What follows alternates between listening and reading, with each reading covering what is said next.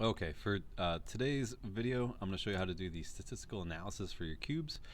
For any part of this today, you're welcome to do it by hand, but I highly suggest that you use Excel to do it for you. So in Google Classroom, I added the statistical analysis thing here. So with this, you can't really copy or do anything. If you go to the dotted line or the three dots and then open a new window, and then from here you can click download, and now you'll have the Word document. And when you open up the Word document, you can select this and then copy it and paste it into an Excel file, which is what I have here. So I took somebody's data. I actually took just random data, so I don't know if this is all the same box or not. So I put the data up here, and then you either have to copy and paste it one by one or type them in. There might be a way to just copy a horizontal line and make it vertical, but I don't know how to do it if there is.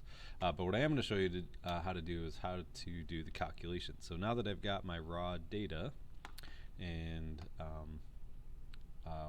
we're going to calculate the average. So anytime we do a calculation in Excel, we're going to hit the equal sign first, and then we're going to type a command.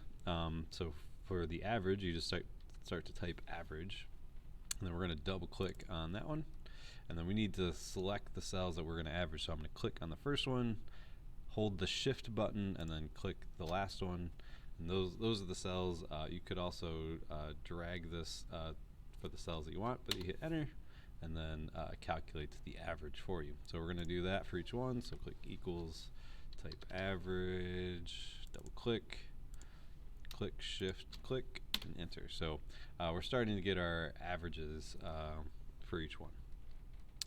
We're also going to do the correction, and the correction is how far away from the actual value it's supposed to be. So we're just going to make our own equation, or you could just figure it out on your own. So the actual value is supposed to be 0.5. So we're going to do an equal sign, and then we're going to take 0.5, and then we're going to subtract it from whatever we actually got. And for here, it's that far off. So technically it's in the positive direction. So there's a way to do it where we can make the absolute value, but we're going to skip that part for right now for Excel. So for today, I don't really care if it's positive or negative. And then for the standard deviation, we're going to do an equal sign, and we're going to start to type standard deviation, and we can see there's stdev.p, which is standard deviation for population, and standard deviation for a sample. We just have a sample because we have just one set of cubes for the entire class. So we have a sample of the population. So we're going to click sample, and then we're going to click on our raw data again, and then click enter, and this is our standard deviation.